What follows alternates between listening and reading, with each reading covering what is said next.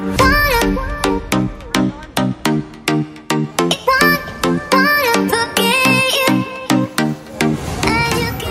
guys, welcome back sa ating channel. I'm Street. And for today's video, nandito po tayo sa Tagaytay, dito sa Sky Ranch. At ang video ito ay noong December 27, 2023, 4 days ago. Tumating kami rito ng bandang 3:30 ng hapon. At ayan, kapansin-pansin na yung dagsa ng tao. At papunta na kami sa step 1 para kumuha ng ticket. Ang entrance fee nga pala ay 100 pesos. At 80 pesos para sa senior at PWD person. At dito sa tabi ng ticket booth ay meron nga palang BDO ATM machine. Ayan, pwede po tayo mag-withdraw dyan. At sa mga gustong pumunta dito, starting January 2, 2024, ang kanila pong schedule ay from 8 AM to 12 midnight. And after namin kumuha ng ticket, dito naman tayo sa entrance para malagyan tayo ng tatak.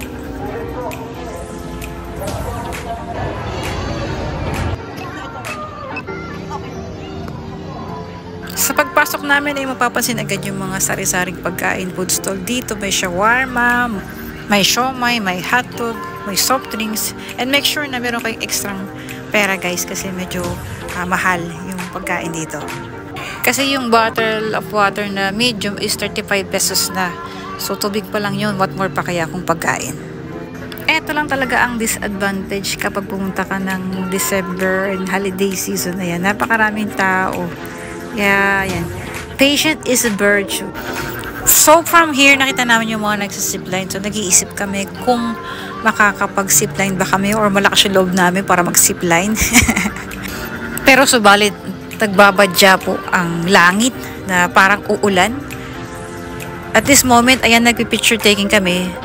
Noong mga oras na yan, medyo pumapatak na yung ambon. So, nagmamadali na kaming mag-post para makapag-picture-picture man lang dito sa mga mini Christmas tree. At syempre dito tayo sa Sky Ranch magpa-picture.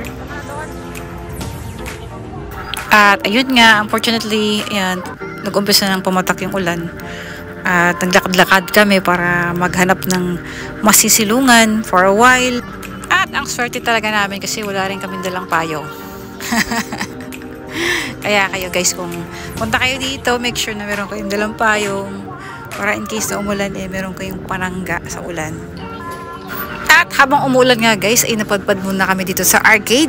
At dito nga pala sa arcade ng Sky Ranch guys, hindi sila nag-o-offer ng token or coins. Ang bibilin mo dito para makapaglaro ka ay ang card. Mabibili mo siya from 350, 500 hanggang 1,000. At ang bawat game nila ay nagsisimula sa 50 pesos to 70 pesos. At ang paggamit ng card nila ay isuswipe mo lang sa bawat game na gusto mo. At ready to explore ka na sa mga games dito.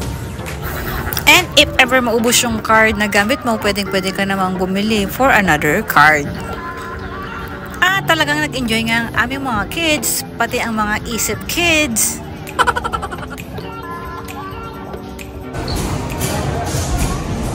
Sa paglabas nga namin ay, thank God, ay tumila na yung ulan para makabili na kami ng ticket at makapag-ride din kami sa mga gusto naming ride. Ito nga yung napili namin na ride ay Bomber Boat at pumila na nga kami para makabili ng ticket. So, ang entrance fee nga pala dito ay 120 per head.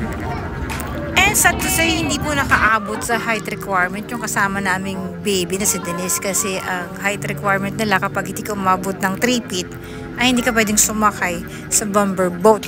Ma-share ko nga lang guys kasi habang nakapila nga kami kanina, meron kaming nakasabay na lalaking nagagalit siya kasi ang haba ng pila. Tapos pagdating doon sa operator, sabi hindi raw included ang Bomber Boat sa ride all you can na ticket. Bali nung una, hindi ko siya naintindihan kung ba't siya sumisigaw at nagagalit siya. Yun nga pala, meron siyang ride all you can na ticket pero hindi siya nakasakay. Kaya medyo nag-research ako ng konti sa ride all you can ticket. Meron lang pala siyang inclusion. So, talagang may mga ride na hindi talaga included sa ride all you can. Kaya parang nakakalito, diba? Kasi ride all you can, pero hindi lahat ng rides ay included. Diba? So, balik kami, wala kaming ride all you can ticket. Kaya, pinipili lang talaga namin yung ride na masasakyan namin. Kasi hapon na rin kami dumating and sobrang haba ng pila. Kaya, siguradong hindi naman namin masasakyan lahat. Kaya if meron kayong ride all you can na ticket, alamin nyo po yung mga rides na included. And agahan nyo na rin po kasi pag ganitong season talaga mahaba ang pila. Bago kayo makasakay ng rides, mahaba rin yung pila. Nakakaliw lang to si Baby Denise kasi nga hindi siya nakasakay. Ayan, nakita niya yung daddy niya na nakasakay. Sabi niya, dangerous daw, stop it.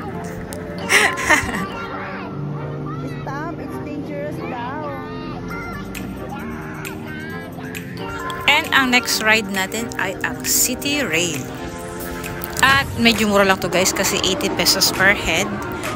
At meron nga palang dalawang trend dito sa Sky Ranch. Isang may rail at isang walang rail.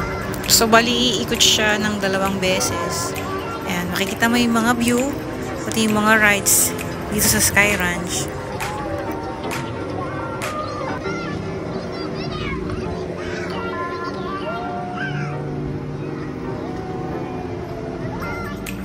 At itong dalawang to pinili nila itong go-kart. Magpedali-pedali sila dito sa Sky Ranch.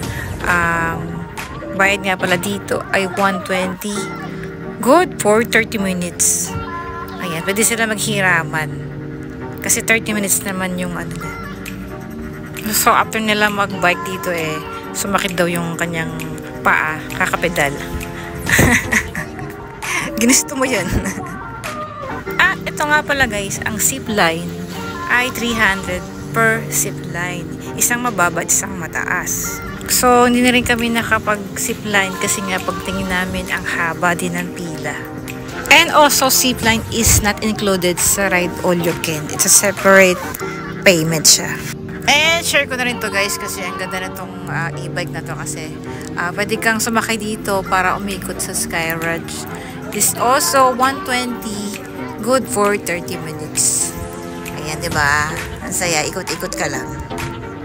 Pero hindi na rin kami nakapag-rent niyan kasi, ayan, nagsimula ng dumilim. At napagod na rin kaming pumila sa mga rides kasi nga pa talaga ng pila. It's only in Philippines. Ayan, thank you Lord sa magandang sunset. Anyway, nag-enjoy naman ang mga kids, pati yung mga piling kids. And thank you ulit sa aming sponsor kay ate and buong family. And thank you guys for reaching this far and see you to my next me.